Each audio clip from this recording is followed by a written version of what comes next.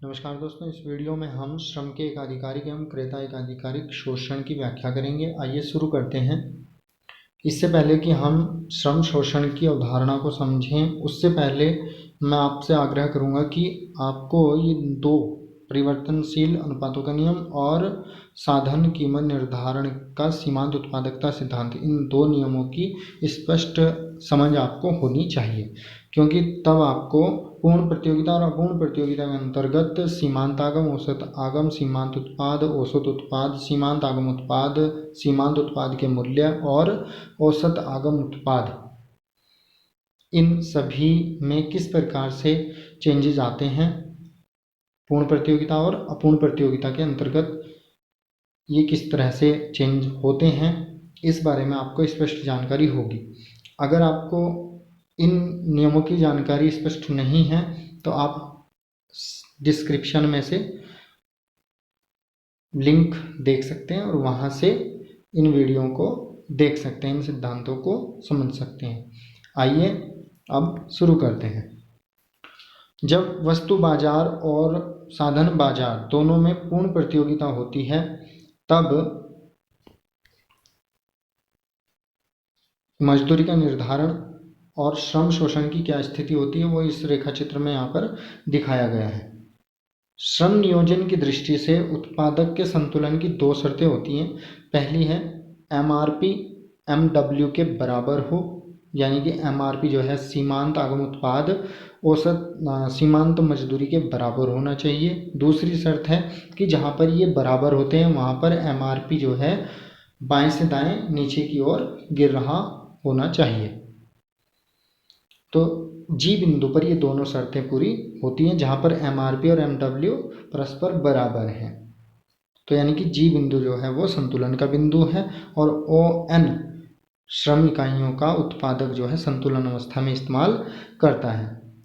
दूसरी बात है यहाँ पर कि ये MW बराबर AW क्यों है, क्योंकि साधन बाजार में पूर्ण प्रतियोगिता है और जब पूर्ण प्रतियोगिता होती है साधन बाजार में, तो जो साधन कीमत निर्धारित होती है, यानी कि जो मजदूरी का निर्धारण होता है, वो उद्योग संपूर्ण उद्योग में श्रम की पूर्ति और उसकी मांग के आधार पर होता है।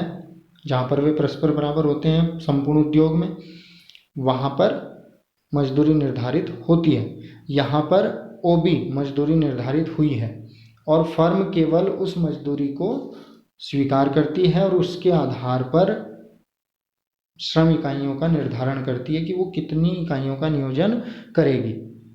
तो वो इतनी इकाइयों का नियोजन करती है जहाँ पर MRP MW के बराबर हो जाती है। अब दूसरी बात है कि VMP बराबर MRP क्यों है, क्योंकि वस्तु बाजार में भी पूर्ण प्रतियोगिता है। VMP होता है MP गुणा AR और MRP होता है MP गुणा MR, और क्योंकि वस्तु बाजार में पूर्ण प्रतियोगिता होने की स्थिति में AR और MR दोनों बराबर होते हैं, इसलिए VMP बराबर MRP यहाँ पर है और ये एक ही वक्र के रूप में यहाँ पर है। तो पूर्ण प्रतियोगिता में जब दोनों ही बाजारों में, वस्तु बाजार और साधन बाजार में जब पूर्ण प्रतियोगिता होती है, तो मजदूरी का निर्धारण OB होता है और यहाँ पर किसी भी प्रकार का कोई श्रम शोषण नहीं होता, क्योंकि VMP बराबर MRP के होता है और MW बराबर AW के होता है, यानी कि सीमांत मजदूरी और औसत मजदूरी में भी कोई अंतर नहीं होता और सीमांत उत्पाद के मूल्य यानी कि VMP और सीमांत आगम उत्पाद में भी कोई अंतर नहीं होता। तो यहाँ पर किसी प्रकार का कोई भी श्रम शोषण उपस्थित नहीं रहता है जब वस्तु बाजार और साधन बाजार में पूर्ण प्रतियोगिता होती है। अब मान लीजिए वस्तु बाजार में अपूर्ण प्रतियोगिता होती है जबकि साधन बाजार में पूर्ण प्रतियोगिता होती है, तो ये जो VMP बराबर MRP है ये बराबर नहीं होते हैं, क्योंकि MR छोटा होता है AR से जब वस्तु बाजार में अपूर्ण प्रतियोगिता होती है। तो सीधी सी बात है कि MP गुणा AR यानी कि VMP की तुलना में MRP यानी कि MR गुणा MP जो है वो छोटा होगा, यानी कि नीचे की ओर होगा, ऐसे जैसे कि आप यहाँ पर देख सकते हैं।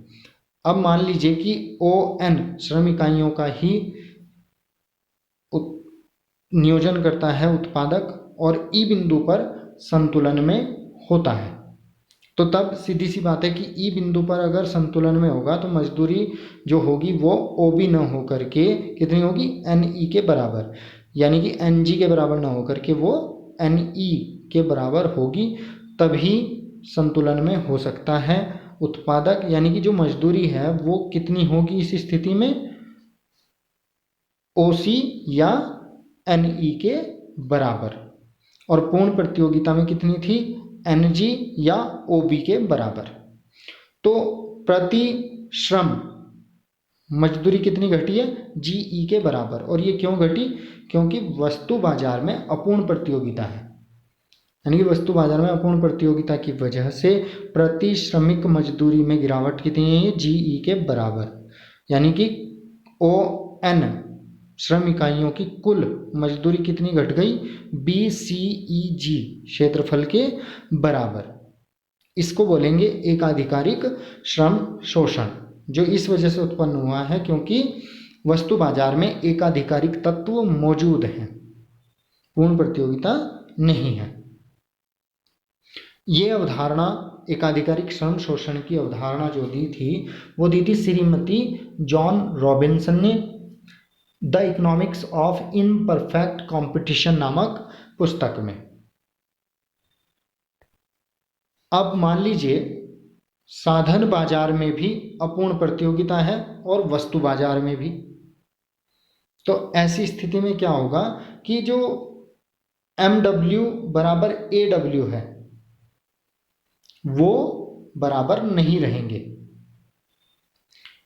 अब मान लेते हैं कि संतुलन बिंदु E ही है, यानी कि MRP बराबर MW जो है वो E बिंदु पर ही है, लेकिन साधन बाजार में अपूर्ण प्रतियोगिता होने की वजह से MW जो है सीमांत मजदूरी वक्र जो है वो बाएं से दाएं ऊपर की ओर उठता हुआ है, क्योंकि जब साधन बाजार में एकाधिकारी तत्व मौजूद होता है तो क्या होता है कि प्रत्येक जो उद्यमी होता है वो अपने यहाँ पर अपने उत्पादन प्रक्रिया में श्रम इकाई को आकर्षित करने के लिए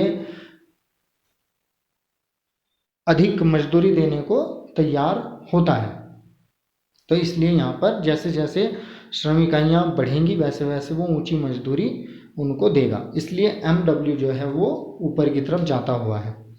अब जब सीमांत मजदूरी ऊपर की तरफ जाती है तो सीधी सी बात है कि AW यानी कि औसत मजदूरी जो होगी वो भी ऊपर की तरफ जाएगी, लेकिन ये नीचे बनी रहेगी सीमांत मजदूरी से, यानी कि जो AW वक्र है वो MW वक्र के नीचे स्थित रहेगा।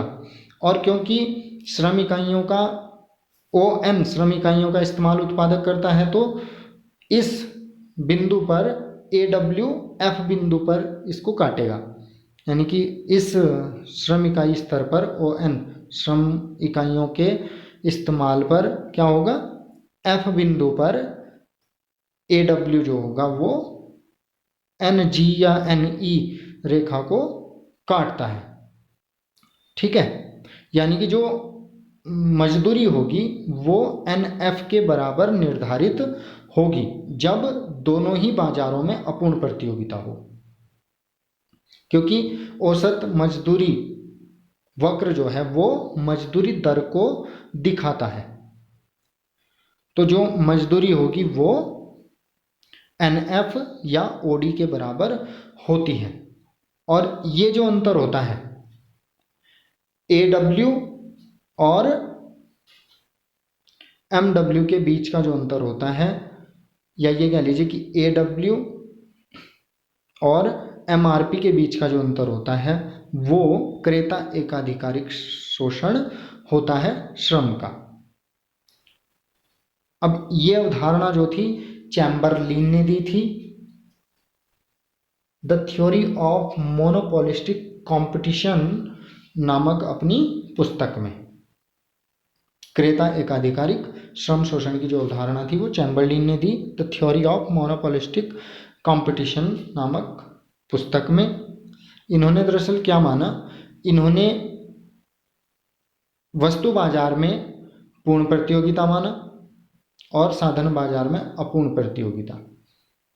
तब क्या हुआ कि MRP बराबर VMP हो जाता है, क्योंकि वस्तु बाजार में पूर्ण प्रतियोगिता है।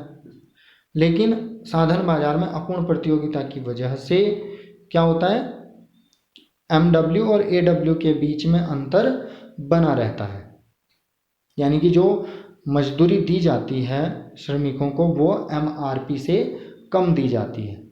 संतुलन बिंदु पर MRP जो है वो कितनी है, NE के बराबर, और मजदूरी कितनी है, NF के बराबर। तो यहाँ पर EF के बराबर अंतर जो है वो क्रेता एकाधिकारिक श्रम शोषण को दिखाता है प्रति श्रम इकाई, और कुल श्रम शोषण जो होगा यहाँ पर क्रेता एकाधिकारिक वो होगा CDFE क्षेत्रफल के बराबर।